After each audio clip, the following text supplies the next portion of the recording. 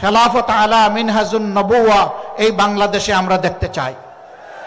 খেলাফতের নাম শুনলে, শরিয়ার কথা শুনলে অনেকে গায়ের লোম খাড়া হয়ে যায়, কারণ তাদেরকে শোনানো হয় ঘর থেকে বের হইতে পারবা না, মন মতো পোশাক পরিচ্ছদ তোমরা পড়তে পারবা না, এবং তোমরা যা ইচ্ছা তাই বলতে পারবা না, করতে পারবা না। লোভের বশবর্তী হয়ে রাষ্ট্রের ধন চুরি করলে তোমাদের হাত জায়গায় থাকবে না। যদি তোমরা কোনো পরনারীর ইজ্জত লুণ্ঠন করো তাহলে তোমাদের জীবন রক্ষা পাবে না। এই কথাগুলা তাদেরকে শোনানো হয়, সঠিক, কিন্তু কেন, কিভাবে? একজন লোক যদি অভাবের তাড়নায়, ক্ষুধার জ্বালায় বাধ্য হয়ে যদি চুরিতে লিপ্ত হয়ে যায়, রাষ্ট্র তার হাত কাটবে না, আমরা গ্যারান্টি দিচ্ছি। আগে রাষ্ট্র তার পেটের ক্ষুধা, পেটের আগুন নামানোর চেষ্টা করবে।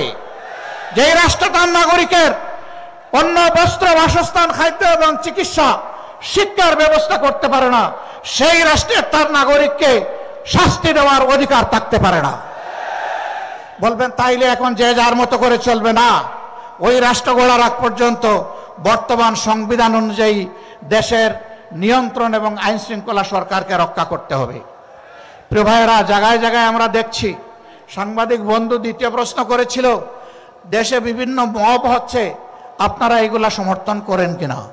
আমরা বলছি মব কোনো নতুন কালচার নয় বাংলাদেশে। 72 সাল থেকে এই মব চলছে। 72 সালে স্বাধীন বাংলাদেশে নারীদের স্তন কেটে মালা বানিয়ে গলায় পড়েছে এমন কুলাঙ্গার এখনো বাংলাদেশে জীবিত আছে।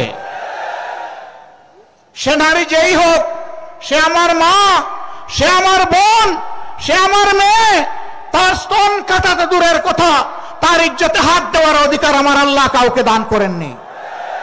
সেগুলা কি মব ছিল না? জীবন্ত মানুষকে কুচিয়ে কুচিয়ে ব্যানার দিয়ে ক্যামেরার সামনে, মুভি ক্যামেরার সামনে হত্যা করা হয়েছে, সেগুলাও মব ছিল। তাই বলে আমরা কি মবকে সমর্থন করব? না, সমর্থন করার প্রশ্নই উঠে না। কোন নাগরিক নিজের হাতে আইন তুলে নেওয়ার এখতিয়ার রাখেন না। রাষ্ট্রের বিদ্যমান আইন, সে যে আইন হোক, সেই আইনের ভিত্তিতেই বিচার হবে যদি কেউ অপরাধ করে থাকে। অপরাধের বিচার করার দায়িত্ব জনগণের নয়, এই দায়িত্ব বিচার বিভাগের, সরকারের পক্ষ থেকে বিচার বিভাগ এবং সরকারকে, নির্বাহী বিভাগকে মিলেই বিচার নিশ্চিত করতে হবে। 24-এর গণবিপ্লবে, গণ আন্দোলনে যারা নিহত হয়েছেন, যারা ক্রিটিক্যালি ইনজিওর্ড হয়ে আহত হয়েছেন, যারা পঙ্গু হয়েছেন, যারা মেরুদণ্ডে বুলেট বিদ্ধ হয়ে জীবন্ত লাশ হয়ে নিজের ঘর কিংবা হাসপাতালের বিছানায় পড়ে আছেন, এখনো তাদের চিকিৎসা আমরা দিতে পারিনি। এই উপকর্মে যারা সরাসরি জড়িত ছিল, তাদের বিচার এদেশের জনগণ দেখতে চায়। তাদের বিচার যদি হয়, তাহলে ভবিষ্যতে কেউ কোনো দলকে তুষ্ট করার জন্য জনগণের উপর এই ধরনের নোংরা হামলা চালানোর আর দুঃসাহস দেখাবে না। আর যদি বিচার না হয়, তাহলে অবিচারের সংস্কৃতির কারণে বাংলাদেশ একটা জঙ্গলে পরিণত হবে। আমরা কি আমাদের দেশকে জঙ্গলে পরিণত করতে দেব? প্রশ্নই উঠে না। সম্মানিত ভাইয়েরা, আগামী নির্বাচনকে সামনে রেখে বহু ধরনের ষড়যন্ত্র আমরা লক্ষ্য করছি, বহু ধরনের কথাবার্তা ময়দানে শুনতে পাচ্ছি, বহু ধরনের ইঞ্জিনিয়ারিং এর আলামত বুঝতে পারছি। আমরা সবাইকে স্মরণ করিয়ে দেই, এই শেখ হাসিনা, তার হাতে সকল বাহিনী ছিল, দুর্দণ্ড প্রতাপ ছিল, জায়গায় জায়গায় নিজের লোক বসিয়েছিল, ক্যাডার মাস্তানদের দিয়ে রাষ্ট্র পরিচালনা করেছিল। কিন্তু যখন জনগণের জাগরণ, জনগণের বিস্ফোরণ যখন হয়েছে, তখন কি তাকে আর কেউ রক্ষা করতে পেরেছে? তাহলে যেই জনগণ এত মূল্য দিয়ে একটা পরিবর্তন এনেছে, সেই জনগণ আরেকটা ফেসিবাদ কায়েম করতে দিবে না ইনশাআল্লাহ। আমরা আপনাদেরকে কথা দিচ্ছি, ফেসিবাদ বিরোধী এই লড়াই ততদিন চলবে যতদিন প্রিয় দেশের বুকে ফেসিবাদের সামান্য চিহ্ন বর্তমান থাকবে। ফেসিবাদকে নিশ্চিহ্ন না করা পর্যন্ত আমাদের লড়াই কেউ থামাতে পারবে না ইনশাআল্লাহ। আর আমরা বিশ্বাস করি, এই সকল কিছু নির্ভুল পূর্ণাঙ্গ একমাত্র সমাধান হচ্ছে আল্লাহর কোরআন এবং নবী মুহাম্মদুর রাসূলুল্লাহ সাল্লাল্লাহু আলাইহি সাল্লামের শাসন। এর বাইরে মুক্তির, শান্তির, ইজ্জতের, নিরাপত্তার কোনো রাস্তা নেই। রাস্তা একটাই, সেই রাস্তায় আজকে সমস্ত দেশপ্রেমিক এবং ইসলামী দল এক স্রোতে মিলিত হচ্ছে। আপনারা দোয়া করুন এই স্রোতের প্লাবন সমাজের সমস্ত আবর্জনাকে যেন ভাসিয়ে নিয়ে যায়, কিছুই যেন না থাকে।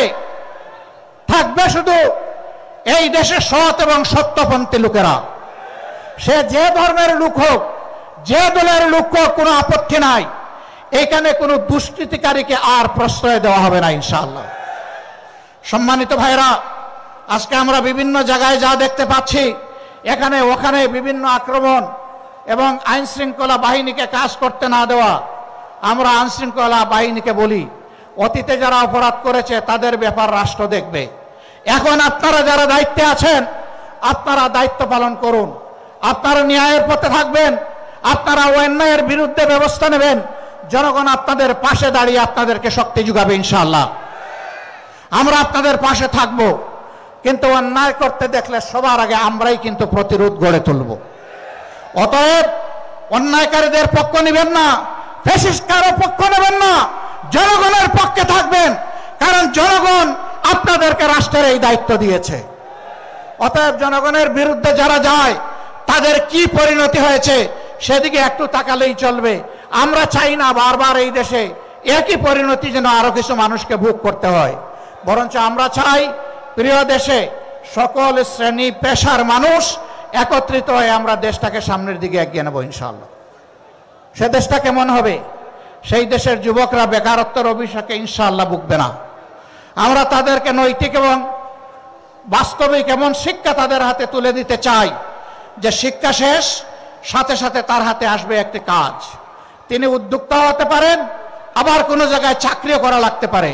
যার জন্য যেটা প্রযোজ্য তার হাতে ইনশাআল্লাহ এটা পৌঁছে যাবে। জিজ্ঞাসা করবেন এমন দেশ বাংলাদেশে আসমানের জমিনে আছে কিনা? এমন দেশ একটা দুইটা নয়, শত দেশ এইরকম আছে।